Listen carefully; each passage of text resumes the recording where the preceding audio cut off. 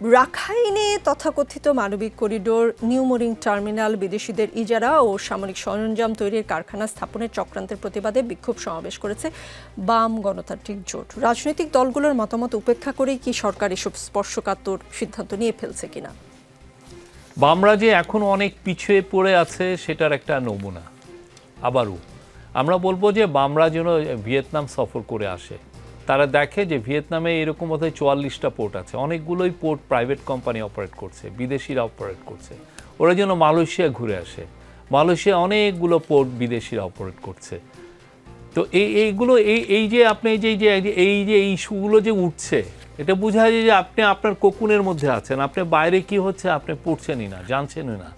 অনেকগুলো যে এই যে ভিয়েতনামে যে একটা পোর্ট যারা অপারেট করছে তার একটা বড় হলো AP Moller Maersk. AP Moller Maersk ওয়ার্ল্ডের one of the largest shipping company, world of the largest terminal operator. আমরা তাদের সাথে কথা বলছি। ড্যানিশ কোম্পানি, ওয়ার্ল্ডের 70-80টা টার্মিনাল ওরা অপারেট করে।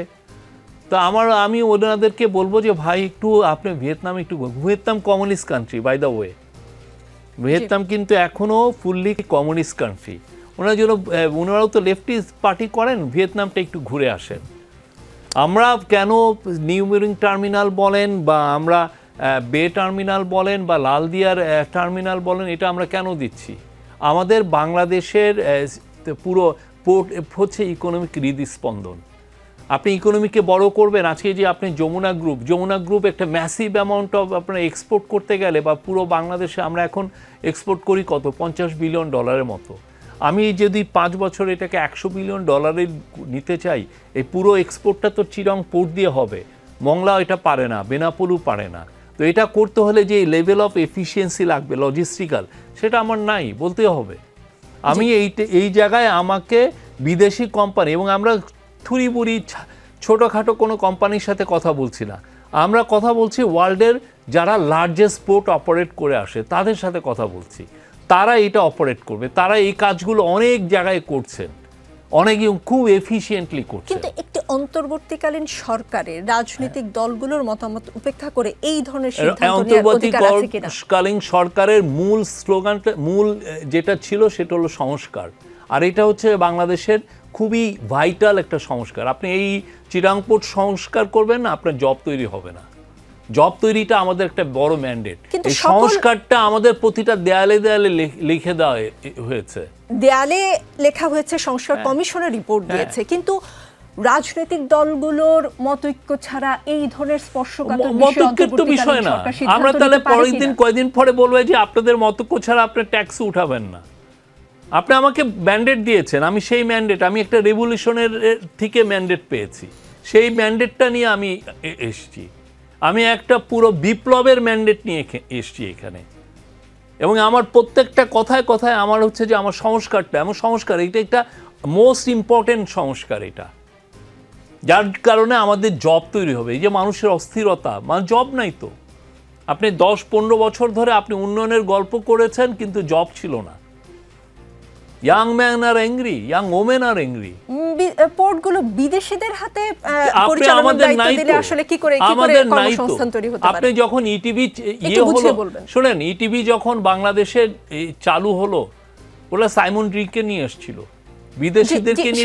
সেটা কি বিদেশি চ্যানেল ছিল? সেটা তো বিদেশি চ্যানেল নাই, কাকে আমরা বলছি তো, আমাদের পোর্টটা তো আমাদের থাকছে, অপারেটরটা বিদেশি। ঠিক তেমনি আপনি যে আদমজি বন্ধ হয়েছিল না, অনেক চিল্লাচিল্লি করেছিলেন আমাদের ইয়েরা, কি আদমজি বন্ধটা কি খারাপ হয়েছে?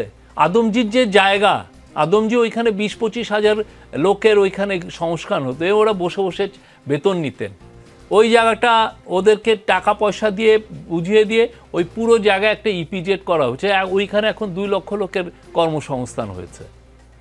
তা এই যে আপনি যে পুরোনো একটা মাইন্ডসেট নিয়ে আসেন, এটা কোনো এইটা পৃথিবীতে কেউ এই ধরনের কথা শুনলে মানুষ হাসে।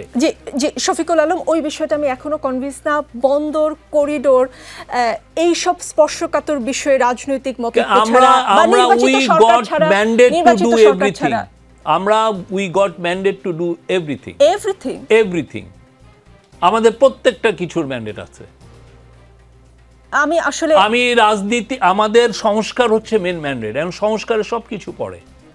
কি পড়েন আপনি আমারে বলেন, আপনি রোহিঙ্গা ক্রাইসিস এত বছর ধরে পড়ে আছে, কিছু হচ্ছে না, তা আমরা এটা দেখব না?